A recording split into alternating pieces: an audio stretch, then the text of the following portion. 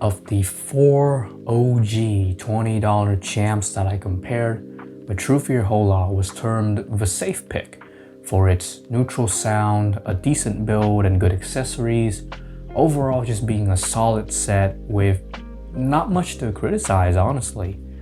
Sadly though, it was discontinued quite prematurely, but now Truthear is back with a new $20 release, and it's called the Truthear Gate, this little white IEM here.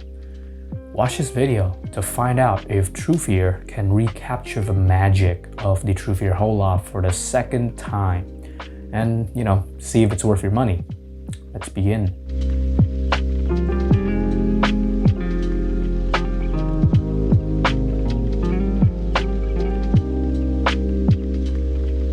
So the box of the Truthear Gate is pretty standard fare, I guess, but you do get the very nice anime character of their mascot, which is, I think, named Shiroi.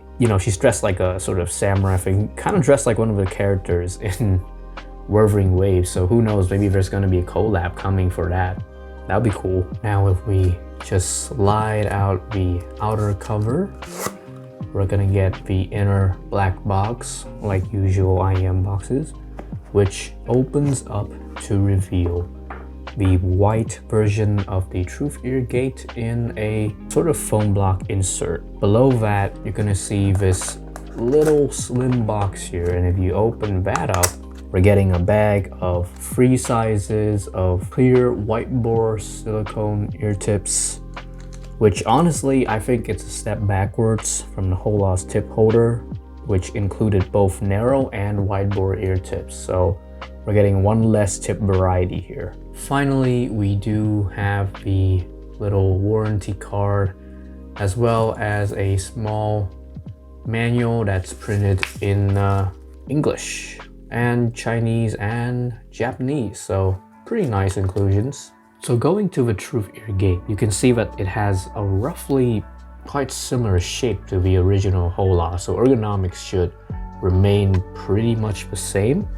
But this time, you can see that the rough and sort of matte plastic texture here, it has been swapped out for a more, you could say, conventional, glossy white plastic look. The main difference here is in the front. You have this transparent plate that shows the inside dynamic driver. It does look a little bit empty, but actually I do find this look, it's actually quite charming and classy. The inner wiring is also white, which matches the theme quite well. I like this. I much prefer this over the original Hola's looks, actually. The cable we have on the gate, it's basically the same as the Hola cable. But of course now we have this new white color, which looks very appealing, and also a silver colored Y splitter. Also has an accompanying chin slider, which is always welcomed. It's still a great cable, and as I've used the Hola cable a lot as a backup or just to pair with other IEMs, I think this cable will do a great job as well as being that sort of extra cable you can always have on you. Really nice inclusion.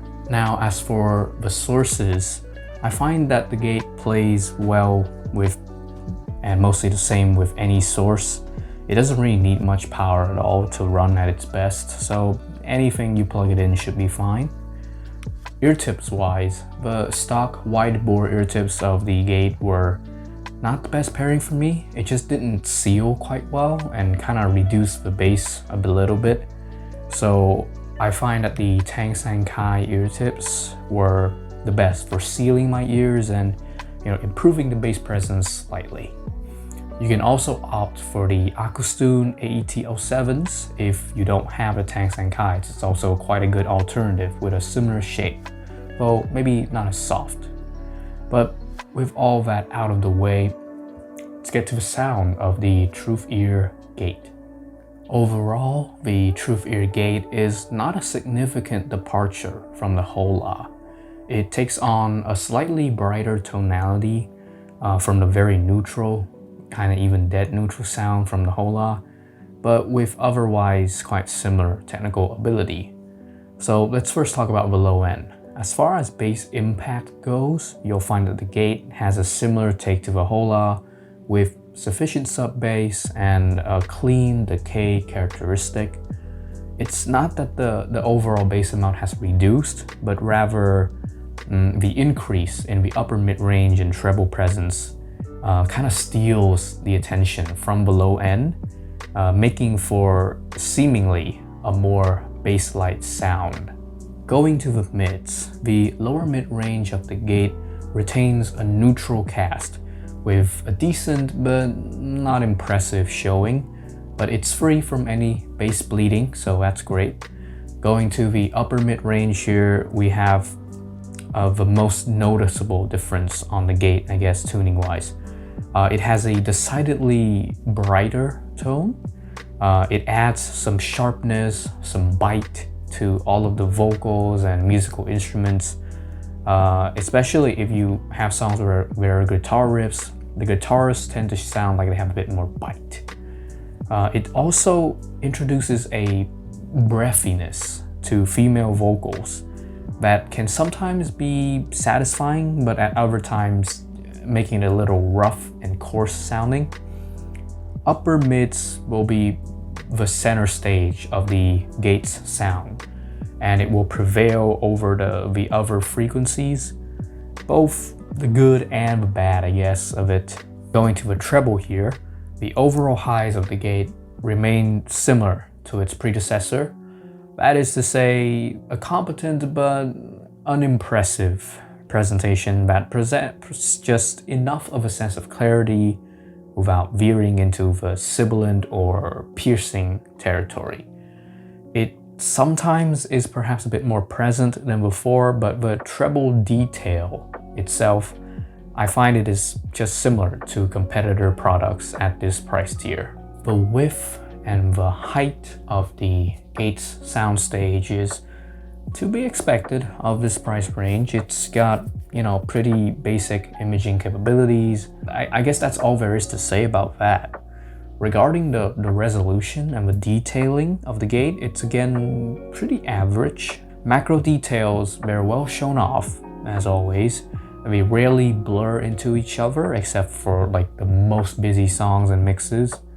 No doubt this is thanks in part to the quite competent tuning already, but micro details, they're pretty sparse. And for a chart topper in terms of the micro detail department, at least in this price level, I would take a look at the Taksu Waner. Okay, so I've talked a lot about the Gate's predecessor, the Hola, but let's comprehensively see how they stack up. You get basically, I think, the same build quality, the same kind of plastic shells, but I will say that the transparent window of the Gate looks more attractive to me than the Hola's design. Although, it makes up for that in having more accessories in terms of more ear tip variety, which to me presents a better value.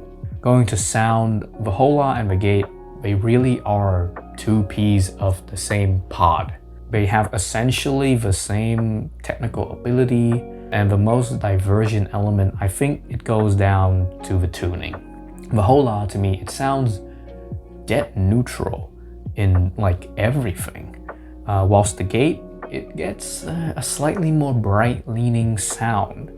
As a result, the Hola, it plays well with more songs, though it wouldn't wow you, whilst the Gate, it can put up a nice performance, such as songs with guitar riffs, but it kind of stumbles in sections where the added mid-range energy, it becomes overwhelming, especially with female vocals.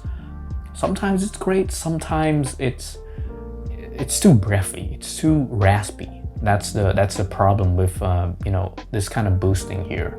Now let's compare the Gate to the Moondrop Chew, the original. You'll ask me why I chose the Chew 1 instead of the Chew 2 to compare with the Gate, and it's because I think in terms of the sound signature, these two IEMs, the Chew 1 and the Gate, they have more in common with each other. First off, the build is metal on the Chew versus plastic on the Gate. Though the metal shell here is known for paint chipping, so I'd say build quality is a tie here. You also get removable 2-pin connectors and removable cable on the gate, whereas with the Chew, it's non-removable, as you remember. Now to the sound. You'll find that the Gate and the Chew One, they both go for a neutral, bright kind of presentation. The difference is the Chew One leans closer to the bright side, whilst the Gate is still closer to the side of neutral. For me, I find that the more committed Chew One, at least in its tuning philosophy, it has a more distinct presentation and it has marginally better technical performance, sometimes in imaging, and just a little bit of a slightly better separation ability, though mostly it's a toss-up between the two. If it's on the basis of sound, I would personally pick the Moondrop Chew, but on account of build quality and probably durability and the versatility of removable cables as well, the Gate would be the more fitting choice. With the abrupt discontinuation of the Truthear Hola, the Gate comes in a bit later as a sort of spiritual continuation of Truthear's budget release, modifying the neutral signature with an added touch of brightness, which has both benefits and its pain points, with largely unchanged technical abilities. It's another budget IEM to the ever-expanding roster of the $20 Chi-Fi tier that is, I would say, competent, but not really groundbreaking.